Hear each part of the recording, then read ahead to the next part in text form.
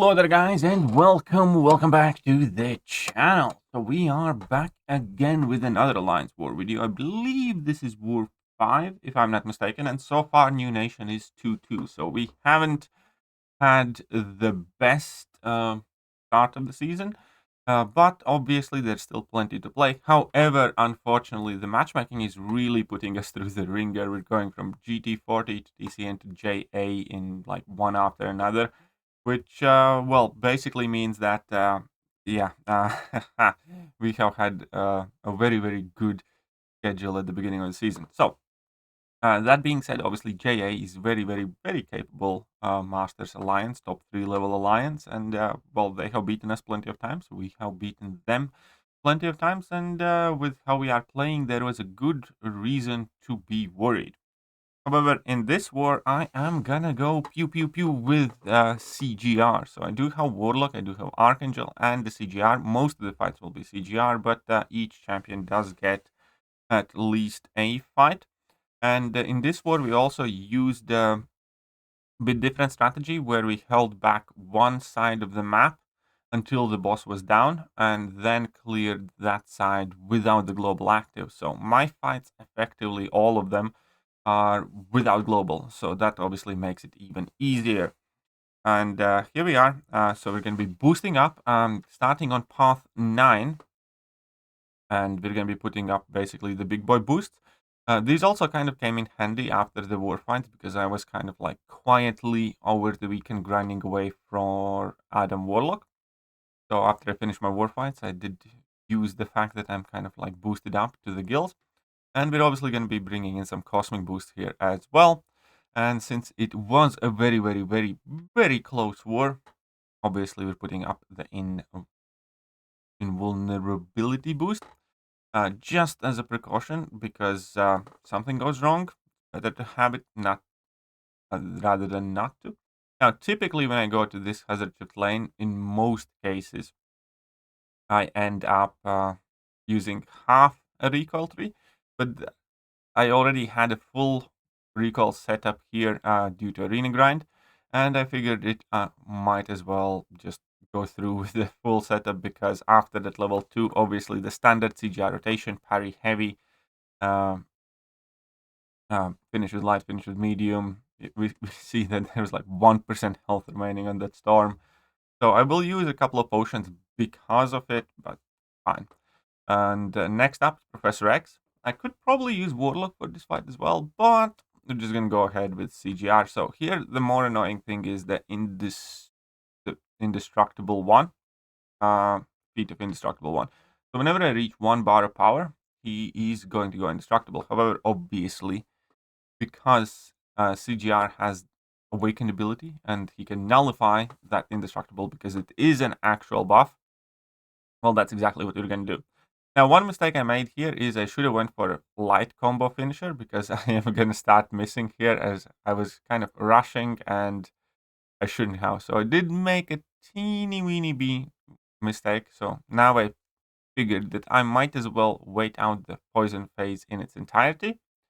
And now I'm ready to go for my level 2. Unfortunately, no precision, but in between cosmic power boosts and everything else, we still shot up to a level 3.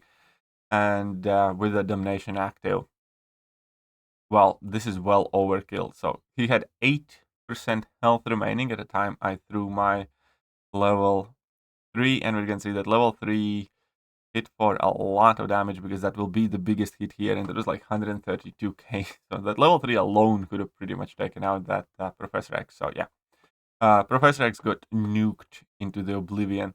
And now the next fight, and the next fight is quite dodgy, especially with the way Parry has been acting. Now, Jessica Jones is obviously a dangerous defender if the fight goes longer than whatever it's going to go here.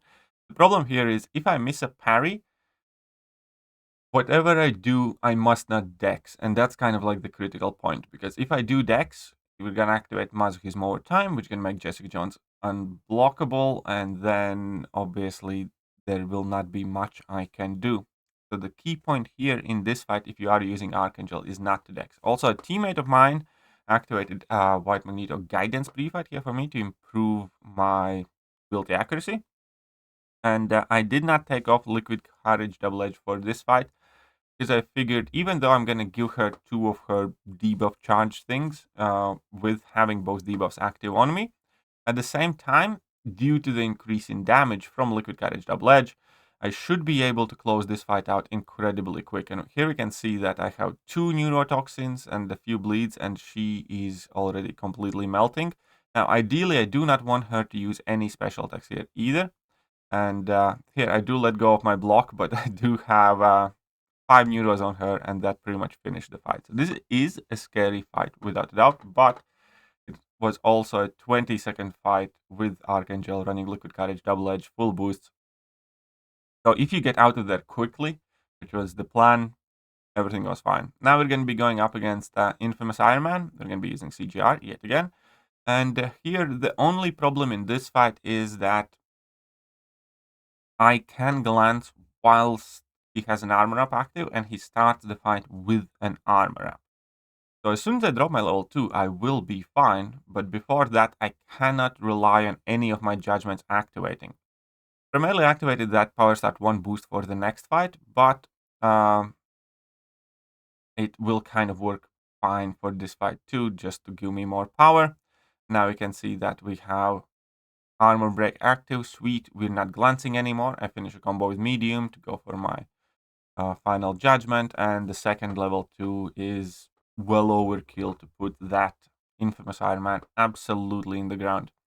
And now the final fight of the war for me, and it is this Sauron. Now this Sauron is actually more annoying because of the global tactic, because we do have the Burden of Might node here, which means that every time a debuff expires on me, I will lose a whole bunch of power.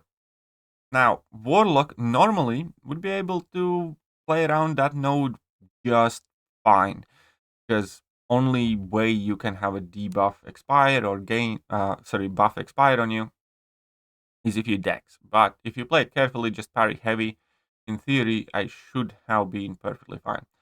Because of the global node, whenever I knock down Sauron, I would be gaining an armor up buff that's timed and that will expire in like 10 seconds or so.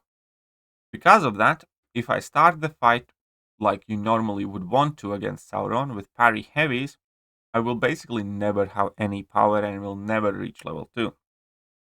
And I have seen some other people do these fights, but I knew that there is kind of a way around it. So if I start with the Power Start 1 boost, initially what I will do, I'll just parry 1 hit, parry 2 hit basically, to make sure that he does not gain too much power, that I do not drop too many hits for his regions to activate. And then when I am closer to 2 bars of power, then I can start knocking him down. And with that, I will basically be able to get to my level 2. And past this point, I will not have any power basically. But this already did half of Sauron's health as damage.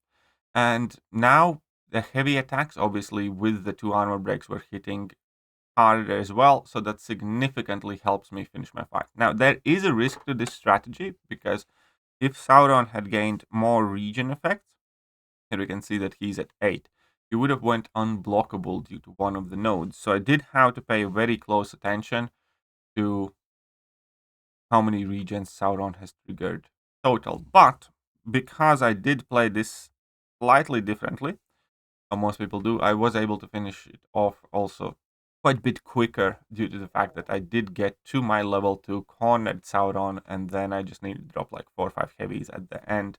Whichever way you approach this fight, it's perfectly fine, viable. I personally think that this is kind of like the fastest way to do it, because you do get those 2 armor breaks that are consistently on Sauron, improves your damage. Also, if Sauron has willpower, then obviously that works as a trigger there for the degen and power drain and everything else.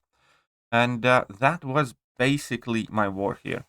Now, as I said, this was a close war, which it is always meant to be unless we fumbled the bag. And because of it, we finished up clean. Most of the deaths were given away very, very early in the war, and then both teams just kind of stopped dying at like 100 kill mark, I suppose. But luckily for us, they died 4 times, we died 3 times before both of us clean up our act. And we can see that we would have definitely lost this war on time. And so there was no room for error. So everybody was like on the edge until the very, very end of the war.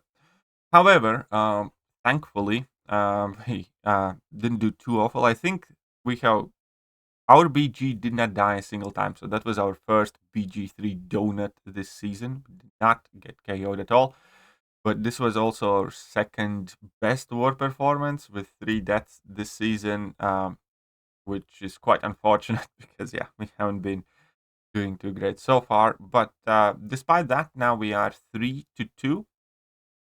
And well, let's see how the rest of the season goes. It will be hard, or well, I'm not gonna say impossible, but it'll be extremely hard to get close to top 3 with 2 deaths on our record and playing the way we are. But you never know. We'll see how other teams do. It is a new tactic after all, and that is it. How are your teams doing in Alliance War? Meanwhile, how has the season been so far?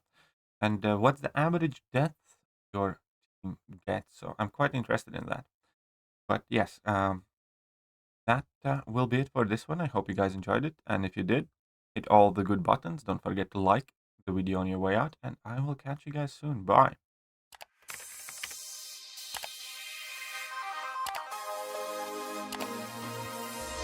Hello there guys and welcome back to the channel. So we have all the information about